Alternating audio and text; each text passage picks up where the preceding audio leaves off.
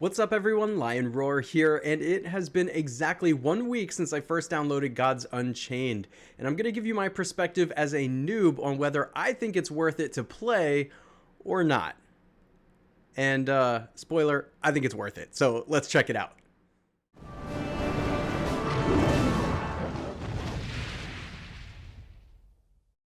Of course, if you haven't downloaded Gods Unchained yet, then use the link in the description of this video and my referral code to get started, because this game is definitely worth it, and here's why.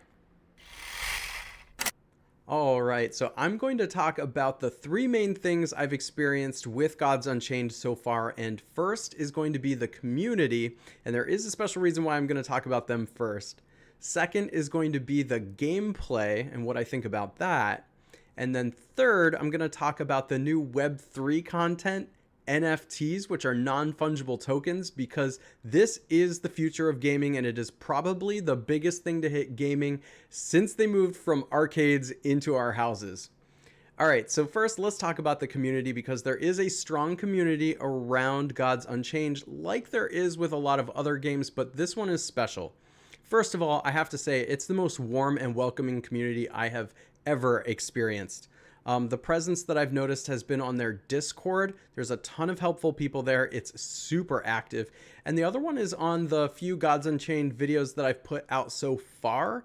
And where I really noticed this is, you know, in the first hours, the first days of me playing this game, I put up some gameplay videos. Inevitably, I'm going to be making mistakes because I'm a noob at this. And please remember that, because I'm going to be coming out with some more videos in the next few days here. And I've already recorded them, and I know the mistakes I've made in it. I'm learning just like everybody else here.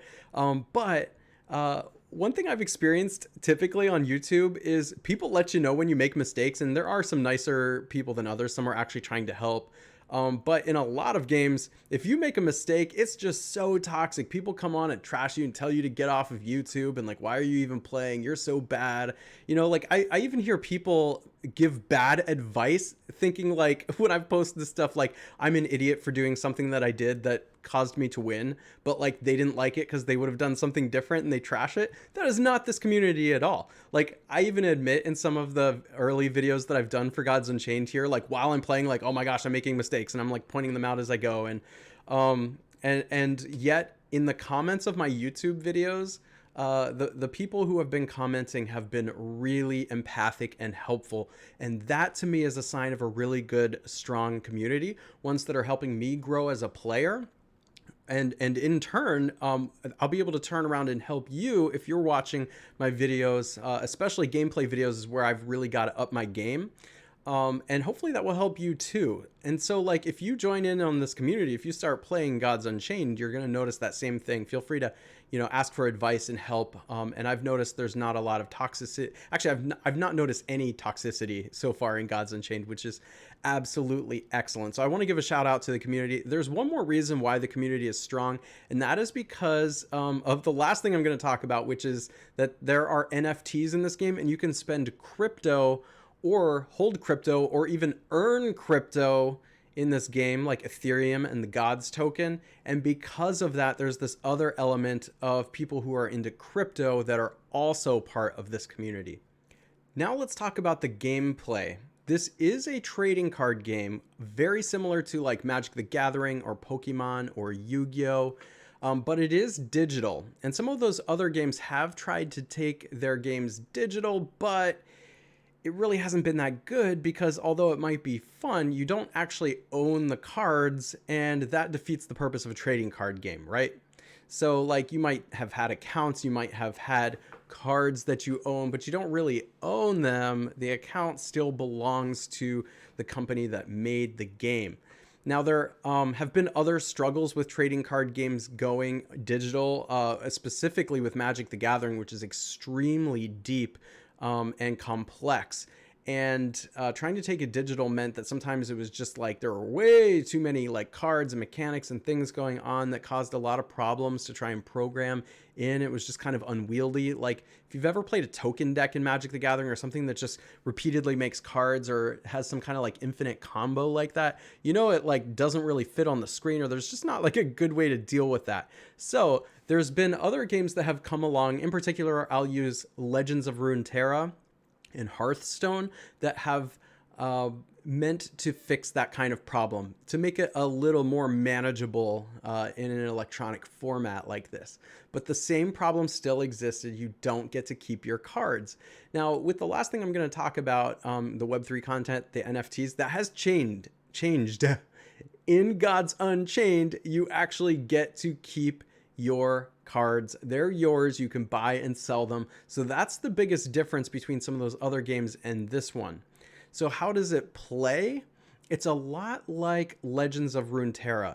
So that's a game I've played on my channel before if you want to go check that out. It's actually quite similar in the number of creatures that you can have on the battlefield. And you can see an example going on the screen here. You can have a maximum of 6 creatures on the battlefield so it doesn't get unwieldy.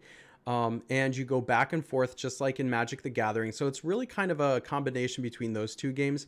I haven't played Hearthstone myself, so other people in the comments, you can talk about it if you want to, how similar or not this is to Hearthstone. But I find this game to be very, very fun because Legends of Runeterra is a super game. That's a game that I played for a while. I didn't put a ton of videos up about it, but one thing I wished with Legends of Runeterra was that I could actually keep the cards and trade them and things like that. But now we can because we have Gods Unchained. Now, as you see the gameplay on the screen here, please remember, I am still a noob. I have only been playing this for a week, and I recorded a ton of videos this past weekend of my first playthrough with some aggressive decks that are they were just really kind of theoretical. And some of those videos still have yet to come out. So you're going to see mistakes in them. I even talk about mistakes as I go.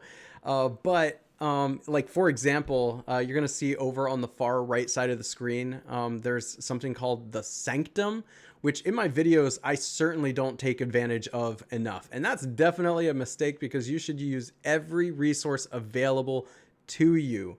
And, I was doing a lot of winning, so you're going to see that coming up. So I didn't really necessarily need it, but now that I'm getting into the higher ranks, it's needed.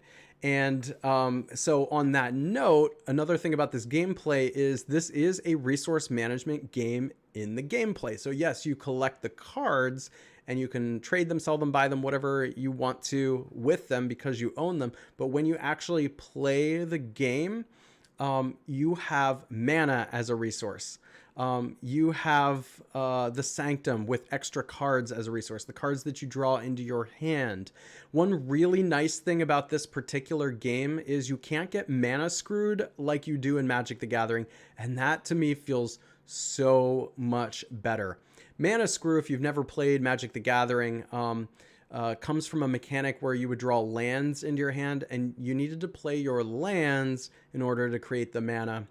But the problem was if you only drew lands, then you would get mana screwed because you would have all the mana, but you wouldn't have actual strong spells to play, or the reverse could happen. You draw no lands and then you can't play any of the cards in your hand, and that's not fun. So Gods Unchained has fixed a huge problem with Magic the Gathering.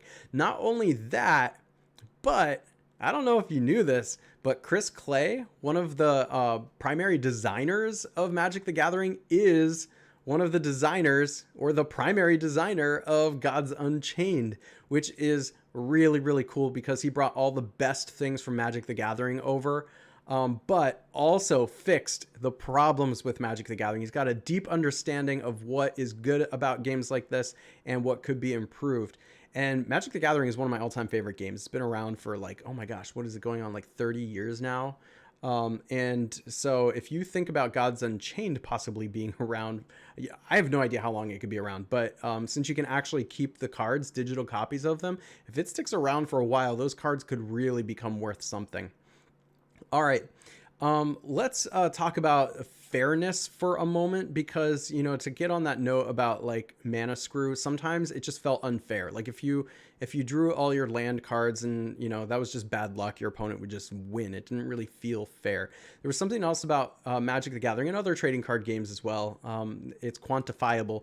The person who goes first usually wins. And these games have really been trying to manage that and fix that and figure a way around that. It almost seems like it's a tough balance because you can really screw the person who goes first too, and you don't want to do that. But It's something like 53% of the time if you go first, you win. And what I've noticed with Gods Unchained is they did something that I think has fixed that. So you get you have these mana bars. You can kind of see them. It's the circle that goes around the numbers in the upper left-hand corner and the lower right-hand corner. You can see how much mana I have at any given time. You get 1 new mana per turn. So on the first turn, you have 1 mana. Second turn, you have 2 mana. Third turn, you have 3 mana. But you also get these mana gems depending on who went first or not. So you can see in this game right here, the other player is going first. So they have 1 extra mana gem in the upper left-hand corner and they just used it. In the lower right-hand corner, I have 3 extra mana gems because I went second. And what that means is that once per turn, I can use an extra mana gem. And that has helped make up for, like, if you go second, getting screwed just simply by going second. Like, you can get behind the 8 ball real fast. So it gives you a little kind of way to like catch up and make it a little bit more fair. I love that. This is the most fair it's ever felt. I almost like being on the draw sometimes to have those extra mana gems. But still, I think you want to go first. But like, I don't notice a big difference between the two. I would think that the person who goes first is still favored a little bit, but the gap is not as wide as certainly in Magic the Gathering or some other trading card games. Also, another thing that's making it feel a little more fair is that there are 30 cards allowed in a deck here. Since in Magic the Gathering you need lands, they're usually 60 card decks, or if you're doing draft or something like that, 40 card decks. But in this one, you have 30 cards and you can't have more than 2 copies of 1 card. So it's kind of the same ratio as Magic the Gathering, where in a 60 card deck you could have 4 of the same card. But because of how this is constructed with 30 card decks, no land, you're always drawing a spell you can use. That just helps to make it feel more fair too. Another thing that has really helped with it feeling fair and smooth, to be quite honest, is limiting the board presence. So there are certainly cards that can create more cards in this game, just like any other deck. I'm not going to go into depth with that particular mechanic, but it's called card advantage.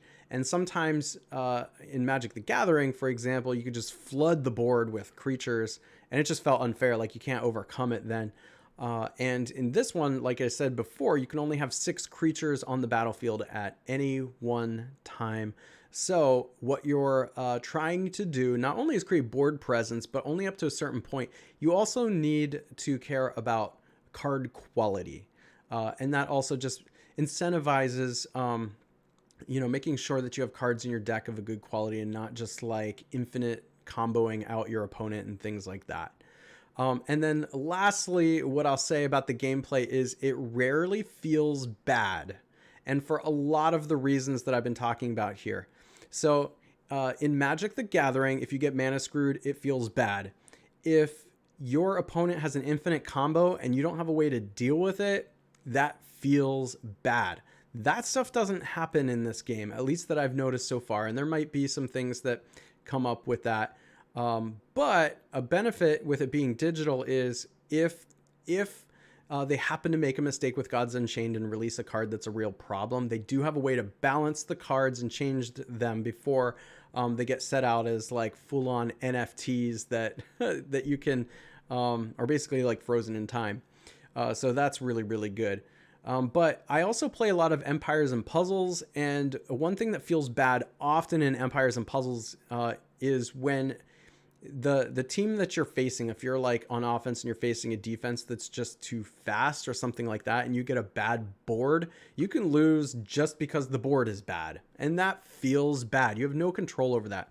So the theme here is things that feel bad are things that you don't have a lot of control over. And in Gods Unchained, I feel like I have so much control over what I'm doing, especially because of the Sanctum. You can see I'm using the Sanctum over there right now. These are extra cards, extra choices that I have. So I always feel like there's something in my control that I can do. Your opponent has access to that Sanctum too, by the way. So you're kind of competing over those cards, which is really, really cool. You can try and steal one from them, by the way, that like you think that could benefit them. You just want to like keep them from having it. Or you can use one that's going to get you out of a tough situation, which is kind of cool as well. All right. So let's talk about the third main aspect of this game, which is NFTs, non-fungible tokens. I've made other videos on what non-fungible tokens are as well. But basically, it's on the blockchain. The blockchain is crypto. So you've probably heard of Bitcoin, Ethereum. You know, maybe you haven't heard of some of these other ones unless you're really into crypto, but like Solana, there's Cardano, there's Avalanche, and all of these are layer one crypto, which means that game makers, like the makers of Gods Unchained, can actually build games on top of the network. So this one in particular, Gods Unchained, is built on top of the Ethereum network. And what that then will entail is, first of all, if you hold Ethereum, it's going to go up in value because they have to stake the game in Ethereum and it gets locked up. And then you can use tokens like Ethereum to buy cards if you want to. So it's actually being used as a currency. For example, Gods Unchained came out with their own currency called the Gods token. And these are both useful, Ethereum and the Gods token, in this particular game. Now, Ethereum is a currency you can earn for selling your cards on the marketplace, or you can buy Ethereum and then use that Ethereum to purchase cards yourself. So where do the Gods tokens come into this? Why wouldn't you just use Ethereum? Well, Ethereum has something called gas fees, so it actually costs money to spend Ethereum. Gods Unchained got around that by using something called Immutable X. I know a lot of this is probably starting to go over your head, but I just want to describe it a little bit. Immutable X allows Ethereum to be spent without the gas fees. Otherwise, this game wouldn't work at all. You wouldn't be able to sell things because it would cost like $80 to sell a $2 card. And that's just not going to work. And that's because the Ethereum gas fees are way too high right now. So Immutable X makes the gas fees irrelevant. Now you can sell a $2 card for $2 in Ethereum, which is a really small amount of Ethereum. The Gods token then comes in because you need gods in order to mint your NFTs. So when you get cards in this game, they're not actually yours yet. It's like the other games in that, like if you've played Magic the Gathering Arena, then you get digital versions of the cards that you don't really own. Okay, that kind of happens here too. It's like Empires and Puzzles. You get a hero, you don't really own it. And then what you have to do is go into the Forge and mint the NFT. I did another video on that. So that one's going to be coming out. It's not out quite yet, but it will be very, very, very soon. So make sure to keep an eye out for that, how you actually mint these and sell them. But once you mint the NFT, the card is yours, you own it, you can sell it, you can do whatever you want with it. You need Gods tokens to do it. So you might need to go to an exchange and buy some Gods tokens so you can start minting NFTs and then sell it. And it might be cheaper to buy the Gods token than the actual NFT. Like if your card is worth more than the Gods token, it's definitely worth it. However, Gods Unchained is giving out Gods tokens for free just for playing the game. This is amazing. So I did another video where I talked about that as well. Make sure to go check that out. I'm not going to go into detail here, but you can play this game entirely for free and make money. I was just talking with one of the moderators on Discord, and it sounds like there are people in Russia and some other countries where they're actually making a living wage playing Gods Unchained and making money without having to spend any. So that just depends on how willing you are to like grind through it. And of course you have to be a good player and stuff like that. But anyway, these are my thoughts as a noob. I know that was a lot. Let me know your thoughts in the comments of this video. If you haven't already, please consider liking it, subscribing, hitting that bell notification so you know when I drop new videos or go live, and I will catch you in the next one.